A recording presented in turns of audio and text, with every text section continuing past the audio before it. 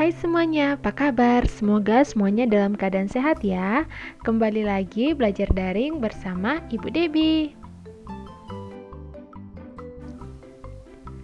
Hari ini kita akan belajar pelajaran tematik tema 1, subtema 3, pembelajaran 4. Kamu sudah mempelajari pertumbuhan hewan. Kamu juga sudah mempelajari perkembangbiakan hewan. Hewan berkembang biak dengan cara yang berbeda-beda. Setiap tahapan perkembangbiakan hewan juga berbeda-beda. Amati gambar di bawah ini.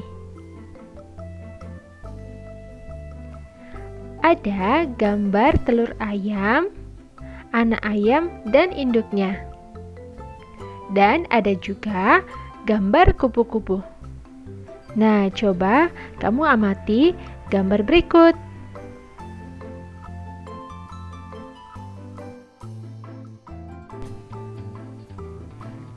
Gambar di bawah menunjukkan daur hidup kupu-kupu. Telur merupakan tahap awal dari siklus hidup kupu-kupu. Ini merupakan wujud terkecil atau bentuk pertama kupu-kupu saat lahir. Saat menetas, telur ditempelkan pada bagian bawah daun agar terhindar dari pemangsa. Daur hidup kupu-kupu selanjutnya adalah ulat. Setelah beberapa hari, telur kupu-kupu menetas menjadi ulat. Ketika menetas, isi telur berubah menjadi ulat atau larva.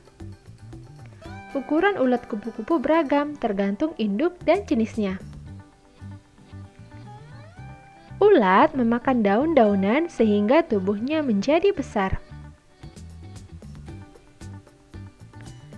Fase berikutnya dalam daur hidup kupu-kupu adalah pupa atau yang kita kenal dengan nama kepompong.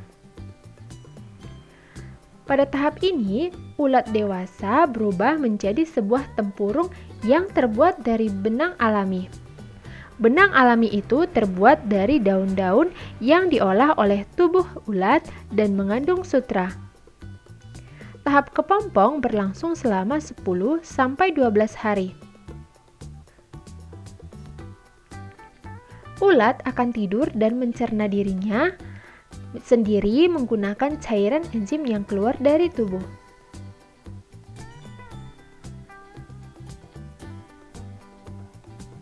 Fase siklus hidup kupu-kupu yang terakhir adalah imago atau bentuk dewasa. Setelah melewati fase yang panjang, ulat di dalam kepompong akhirnya berubah menjadi bentuk dewasa, yaitu kupu-kupu. Cangkang keras kepompong semakin hari akan melunak, memperbolehkan kupu-kupu untuk menembus keluar.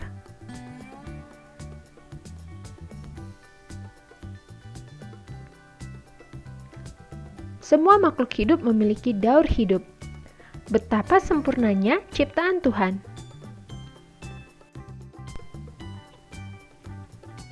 Tuliskan 2 pertanyaan berdasarkan gambar kupu-kupu di samping.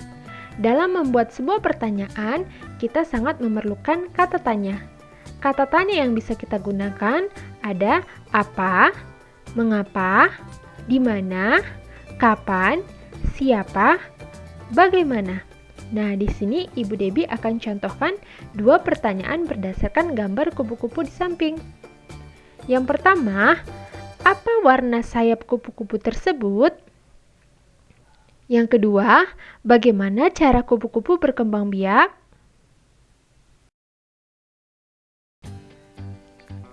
Ada banyak jenis kupu-kupu yang dapat kita temui di sekitar kita. Ukuran kupu-kupu ada yang besar dan ada yang kecil dengan bermacam-macam warna dan motif. Mari mencoba menirukan gerak sesuai tahapan daur hidup kupu-kupu. Lakukan pemanasan terlebih dahulu. Ikuti gerakan sesuai gambar. Perhatikan di sini ada gerakan yang pertama, yaitu posisi tidur terlentang sambil mendekap kaki dan badan. Nah, gerakan ini seperti gerak telur.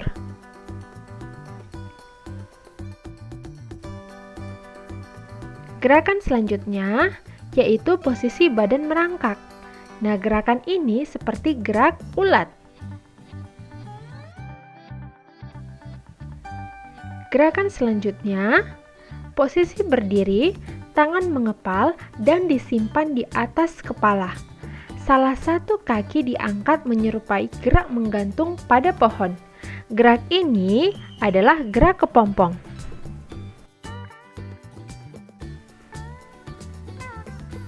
Dan gerakan terakhir adalah posisi badan berdiri dan tangan terbuka. Kemudian bergerak seperti gerak kupu-kupu, berlari sambil melompat-lompat.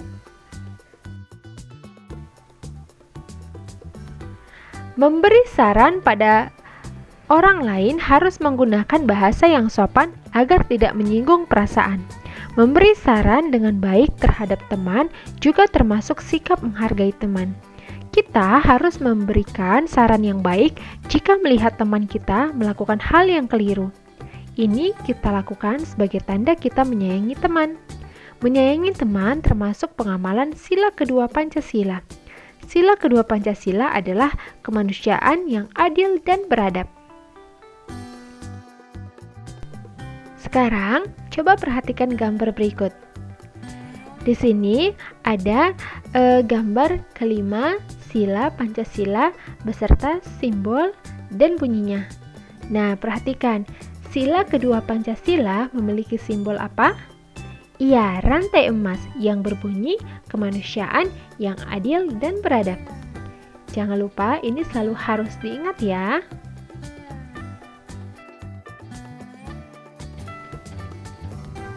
Perhatikan, di sini ada tugas yang harus kamu kerjakan. Yang pertama, tugas bahasa Indonesia. Ceritakan setiap tahapan daur hidup kupu-kupu menggunakan kalimatmu sendiri. Nah, jadi tadi Ibu Dewi sudah menjelaskan bagaimana daur hidup kupu-kupu. Sekarang menjadi tugasmu adalah kamu tuliskan kembali ya menggunakan kalimatmu sendiri, kamu tuliskan dalam bentuk cerita setiap tahapan daur hidup kupu-kupu. Nah, di sini ada gambarnya masing-masing ya. Untuk yang pertama, ini tahap pertama telur. Yang kedua, tahap kedua ada ulat. Tahap ketiga kepompong. Tahap keempat kupu-kupu. Jadi kamu tuliskan kembali setiap tahapannya berdasarkan gambar menggunakan kalimatmu sendiri.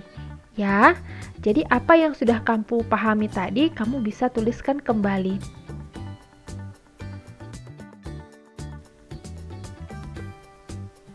Tugas yang kedua adalah tugas PJOK. Praktekkanlah gerak daur hidup kupu-kupu sesuai gambar berikut. Nah, ini juga tadi Ibu Debbie sudah jelaskan. Ada 4 gerak daur hidup kupu-kupu. Sekarang tugasmu adalah melakukannya ya. Ini praktek, tugas praktek. Jadi kamu melakukan keempat gerakan ini. Gerakan yang pertama sampai gerakan yang keempat. Nah, pada saat kamu mempraktekkannya, minta tolong kepada Bapak dan Ibu agar memvideokan kamu pada saat melakukan praktek tersebut. Jangan lupa sebelum melakukan praktek, pemanasan terlebih dahulu ya nak, supaya kamu tidak mengalami cedera. Sekian dulu untuk pelajaran hari ini. Terima kasih sudah menonton video pembelajaran Ibu Debbie. Selalu semangat belajar dan jaga kesehatan.